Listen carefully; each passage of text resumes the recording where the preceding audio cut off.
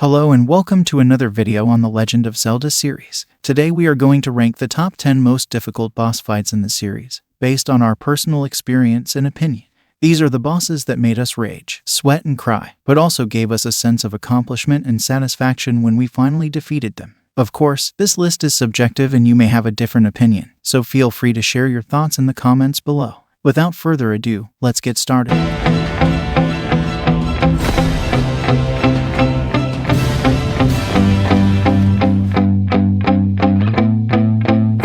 At number 10 we have Thunderblight Ganon from Breath of the Wild. This boss is one of the 4 divine beasts that you have to face before confronting Calamity Ganon. Thunderblight Ganon is fast, agile and deadly, using lightning attacks and metal pillars to shock you. You have to use your Magnesis rune to manipulate the pillars and hit him back, while dodging his slashes and dashes. The second phase of the fight is even harder, as he adds a shield that blocks your attacks and makes him immune to stasis. You have to time your parries and flurry rushes perfectly to break his shield and deal damage. This boss requires quick reflexes and patience, as one mistake can cost you a lot of health. My hands steady, I feel ready, but my legs heavy, I don't get it. How come I haven't hit it already? Still working, I'm still learning, I'm still searching, finally earning something. At number 9 we have Gyorg from Majora's Mask. This boss is the guardian of the Great Bay Temple, and one of the most frustrating bosses in the series. You have to fight him in 2 forms, first as a giant fish that swims around the arena, and then as a flying creature that spits bombs at you. The first form is annoying because you have to use your Zora mask to swim after him and hit his weak spot with your boomerang fins, while avoiding his bites and electric shocks. The second form is even worse, because you have to use your hookshot to grapple onto his tail and pull yourself towards him, while dodging his bombs and minions. The camera angles and controls make this fight very hard to manage, and you can easily fall into the water and lose precious time. Then finally turning something called a profit. If I hear you talking shit, don't get caught in it. I'll be popping off and hit your ass, dropping all your shit. Yeah, I promise this, I got promises, you ain't stopping this. At number 8 we have Collectos from Skyward Sword. This boss is the guardian of the ancient cistern, and one of the most creative bosses in the series. He is a giant golden statue that wields 6 swords and can detach his limbs. You have to use your whip to grab his arms and pull them off, exposing his weak spot, a red core inside his chest. You then have to use one of his swords to slash at his core and deal damage. The second phase of the fight is more intense, as he grows legs and starts chasing you around the arena. You have to dodge his swings and stabs, while finding an opening to pull off his arms again and finish him off. This boss requires skill and strategy, as well as a good use of your items. Cross my shit, you'll be knocked unconscious, bitch. That's the consequence, I got this. I will not quit, and I'm on it, honest. I'm gonna launch quick, then I'm gone. It's just a matter of time. At number 7 we have Stalard from Twilight Princess. This boss is the king of the undead that resides in the Arbiter's grounds, and one of the most epic bosses in the series. He is a huge skeleton that rises from a pit of sand, surrounded by smaller skeletons that try to stop you. You have to use your spinner to ride along the walls of the pit, jumping from one side to another while avoiding his fireballs and claws. You then have to hit his spine with your spinner, knocking him down and exposing his head. You then have to slash at his head with your sword until he gets back up. The second phase of the fight is more thrilling, as he emerges from the sand with only his head left, flying around the arena. You have to chase him with your spinner, jumping over gaps and obstacles, while hitting his head whenever you get close enough.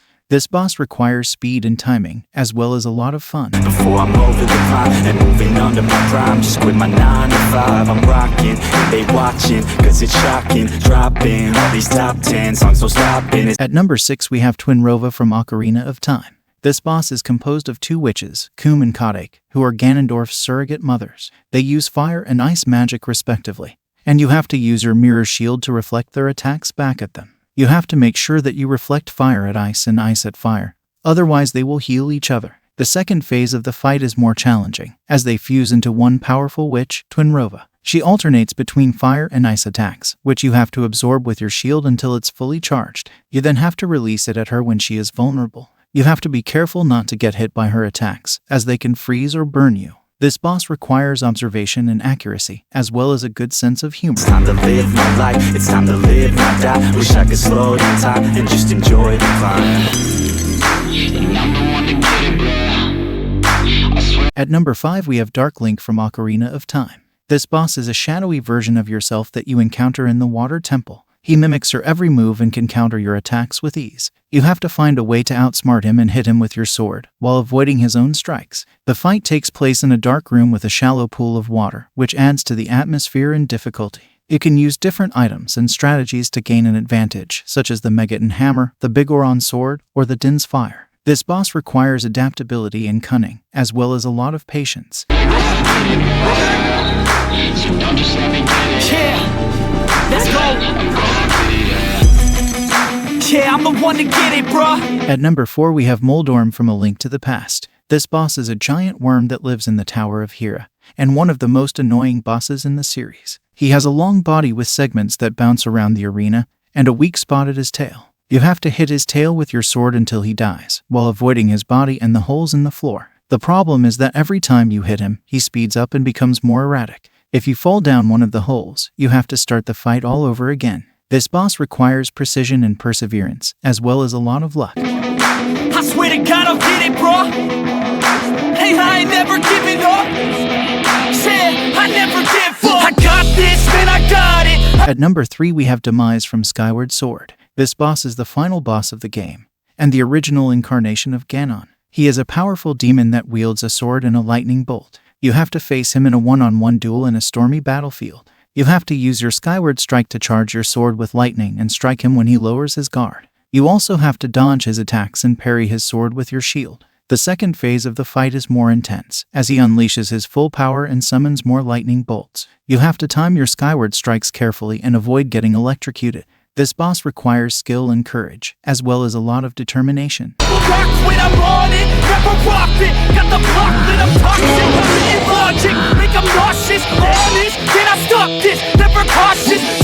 At number 2 we have Ganon from Ocarina of Time. This boss is the final form of Ganondorf, who transforms into a monstrous beast after you destroy his castle. He is a huge pig-like creature that wields 2 giant swords and can create shockwaves with his stomps. You have to use your light arrows to stun him and expose his weak spot, his tail. You then have to run behind him and hit his tail with your sword until he falls down.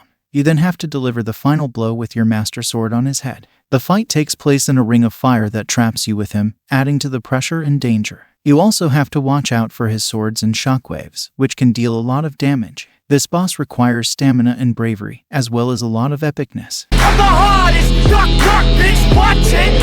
I'm the fucking king of rock, bitch, profit, spitting hot shit, I'm dropping, chronic, I think I'm motherfucking. And at number 1 we have Calamity Ganon from Breath of the Wild. This boss is the ultimate enemy of the game, and the source of all evil in Hyrule. He is a massive spider-like creature that combines ancient technology and dark magic. He has 4 phases that correspond to the 4 divine beasts that you have to defeat before facing him: Fireblight Ganon, Waterblight Ganon, Windblight Ganon, and Thunderblight Ganon. Each phase has its own attacks and weaknesses that you have to exploit with your runes and weapons. The final phase of the fight is more dramatic, as he transforms into Dark Beast Ganon, a colossal boar-like creature that shoots lasers at you. You have to use your bow of light to shoot at his glowing spots and weaken him enough for Zelda to seal him away once and for all. This boss requires strategy and versatility, as well as a lot of heroism.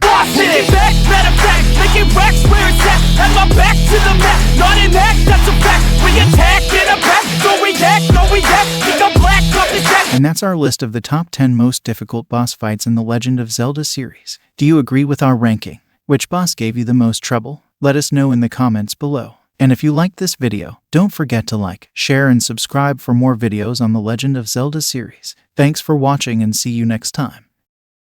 Please like and subscribe to Twisted Voxel on YouTube.